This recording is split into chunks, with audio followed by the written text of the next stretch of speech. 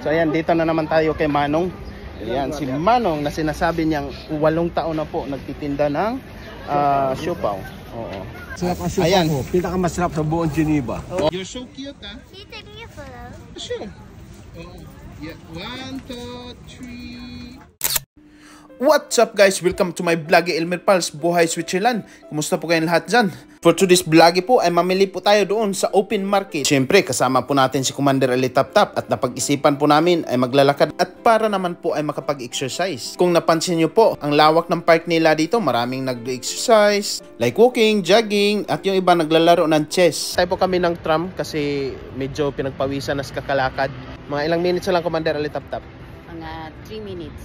Ayos. So, napaka-convenient ang kanilang transpo po dito, guys. At ito na nga, nakasakay na po tayo ng tram. Mga 3 stop lang po mula sa ating sinasakyan papunta doon sa open market. Nakarating na po tayo. Ang pangalan po dito ay Rodocutons. Arap po ito ng Manor na kung tawagin po sa atin ay mall. Ito, bumubunga na po sa atin ang mga malalaking pakwan, mga strawberries, mga ibang klaseng mga prutas. May mga peras, apple. At hindi po namin inaasahan na dito pala din pala namimili ang kaibigan namin. Hello, nandito kami sa Bagsakan, shopping market. At itong mais na to, nakalimutan kong bilhin. Kasi ang inuuna namin ni Commander, mga gulay. Yun tuloy, nakalimutan. Yan po, mga gulay nila. Napakarami, iba't ibang klase din po. May mga sitaw, kalabasa. Pero iba yung kalabasa nila dito guys. Kasi alam niyo kung bakit wala pong buto. Habang namimili po kami, biglaang may lumapit po. Magkita muna sa vlog natin. Baka marami pang... Ayan, tingin ka sa camera. Baka marami pang mga siopaw na mabinta. Hello, bili kayo siopaw. Si Kuya Efren nagtitinda ng siopaw dito sa Switzerland. 8 taon na. 8 taon na pala. Buhat mo ako nag-retire sa Philippine Mission 2015. Grabe, no? Tatlong taon na trabaho sa Philippine Mission Embassy. Ang tagal na pala talaga. Sige Manong, at mamaya pag may matira sa amin pang bili ako diyan, puntahan kita. Saan ka banda nakapiso? At yun na nga, patuloy na po tayong mamimili. Ito na po okra ang kinuha natin kasi sagana po ito sa bitamina. At sinundan po natin ito ng kamatis. Ibang klase ang mga kamatis dito nila kasi ang lalaki. Pero ito, mas prepare ko ito mga mali. Lagyan natin ng Chinese kangkong at iba pang mga klaseng mga gulay. At kahit anong klaseng luto ng gulay, paborito ko po yun lahat. At nakapili na kami lahat. Nagpila na po tayo para magbayad. Ang nakaganda kasi dito sa night market, makamura po tayo. At pagkatapos ko nang inabot ang bayad ko, bigla ang may lumapit po sa atin at nag-alok. Ayan, mag-hi ka sa vlog natin. At kasama po pala ang kanyang anak. Napaka-cute po. What's your name? Aliyah. Oh, wow, nice name. By Suman and Puto. Okay. Yeah, sure.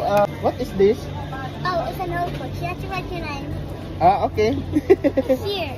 Okay, you have to write my name. Okay. No, you have to write. Me? Okay. At sobrang nakakatuwa talaga itong bata na to. Okay, write my name. So, yeah. Tingnan nyo po guys, habang ako po ay nagsulat ng aking pangalan doon sa kanyang maliit na notebook, ayun o, nag-vlog siya. Di ba? Ang cute. You have to search this one in the Facebook. No, you have to not do like that. No, this one. It's very easy. You have to listen. Elmer Pals, Buhay Switzerland. Your mama knows this one, Elmer Pals, Buhay Switzerland. Okay. So, ilagay ko lang. You're so cute, ha? Can you take me a photo? Sure. Yeah. 1, 2, 3. So cute. Vlog mo nga kami dalawa. Yes, May nakita akong baby. Abdaptin ko na. So ayan, dito na naman tayo kay Manong. Ayan, si Manong na sinasabi niyang 8 taon na po nagtitinda ng siopaw. Oo. Sarap ang siopaw ko. Pinakamasarap sa buong Geneva. So nakakailang siopaw ka ba sa isang araw? 73 siopaw. Kahapon, gatong oras, buwi na ako, buste. Ngayon, walang kasapos. Itong baboy ha, asado. Okay. Normal chicken. Yes. Isang asado. Okay. Kahapon, gatong oras, buwi na ako, wala na siopaw. Oh. Ngayon, So ubos talaga, 73 pieces. Oo. Wow, talagang God bless you Manong ha. Talagang isa ka sa hinahangaan kasi napaka-sipag mo talaga. Ilang taon ka na ba? 74. 74. Oh, grabe. 43 years na ako dito sa Geneva. Ano ang totoong pangalan mo, Manong? Si Efren Aceron. Si Mang Efren pala. So ayan, maraming salamat po Manong. Magkano lahat? 10 lang. Okay. Pagkatapos kong nagbayad kay Manong, pinuntahan ko po si Commander Eli Taptap doon sa pamilihan ng karne. At pagdating ko, nakabili na pala siya. Ito ay good for 1 week. Makapili ka ng husto dito kasi iba't ibang klaseng karne po ang dinidisplay nila. Like baka, pork, lamb, mga sausage. Nakabili na po tayo.